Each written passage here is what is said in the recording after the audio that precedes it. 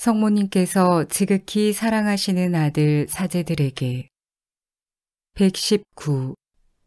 나는 너희를 팔에 안고 간다.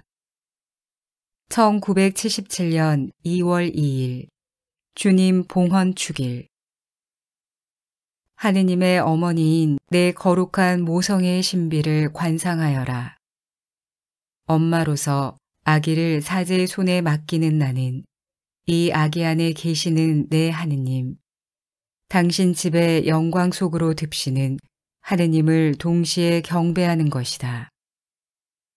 율법의 규정들, 곧 봉헌, 제물, 아기의 몸값에 대한 모든 규정이 지켜진다. 여느 아기들과 마찬가지로 사제에게 맡겨지는 내 아기. 그러니 겉보기로는 특별한 점이 하나도 없다. 그러나 하느님 아버지의 이 신비가 아기 마음을 지닌 이들에게 드러난다. 군중 속에 섞이면 보이지도 않을 만큼 보잘것없는 한 노인에게 성령께서 내리시는 것이다.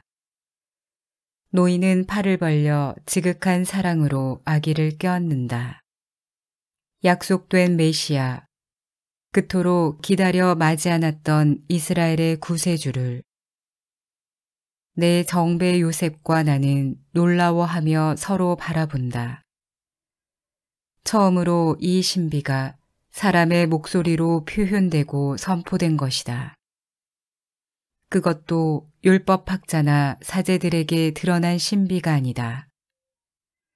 한 노인과 한 노파, 이를테면 마음이 가난한 이들에게 알려진 것이니 노인은 이런 말로 하느님의 계획을 선포하는 것이다.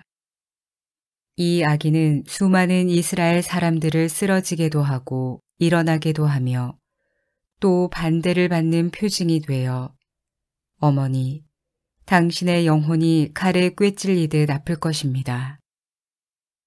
예수께서 성장하시어 당신 사명을 시작하시자 예언대로 그와 같은 일이 거듭거듭 일어났다. 그분은 회당에서 쫓겨나 몸을 피하셔야 했고 율법학자나 사제들처럼 한다한 사람들은 그분의 말씀을 배척했던 것이다. 이 엄마의 마음을 찌른 예리한 칼은 바로 그 공식적인 거부였다. 그러나 가난한 사람들, 병자들, 죄인들은 예수님을 환영했으니 단순한 사람들의 마음에는 그분의 말씀이 와닿았던 것이다. 그리하여 내 아들 예수님께 어떻게 응답해 드려야 할지를 아는 그 작은 사람들이 엄마로서의 내 고통을 달래준 것이다.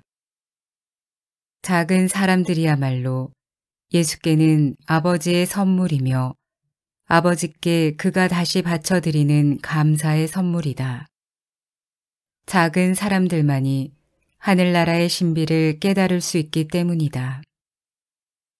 각별히 사랑하는 아들들아, 너희도 오늘 내 작은 아이들이 되어다오. 내 교회가 성령의 활동에 열려 있어야 한다. 교회는 시대의 흐름에도 불구하고 끄떡없는 기둥들 위에 서 있으니 지옥의 힘도 교회를 누를 수 없다. 그것은 베드로를 초속으로 하는 사도단이 후계자인 교황과 일치하는 주교단을 통해서 세상 끝날까지 존속할 것이다.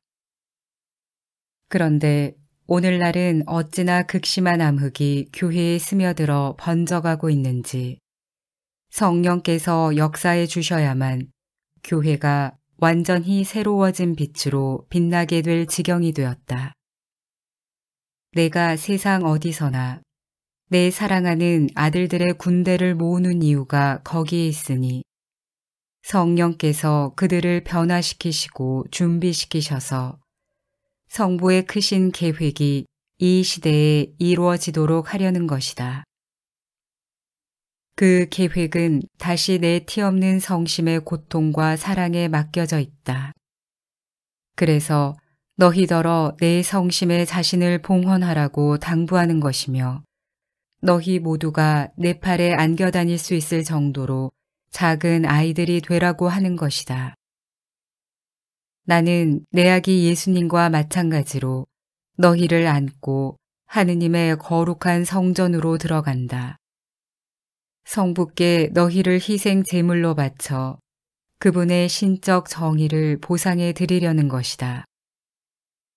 오늘날에도 세상에 한다한 사람들은 나를 거부하지만 그래도 너희는 흔들리지 마라. 내 말을 기쁘게 받아들이는 작은 이들이 더욱더 늘고 있고 오직 이 자녀들과 더불어서만 내가 사랑의 승리를 거둘 것이기 때문이다.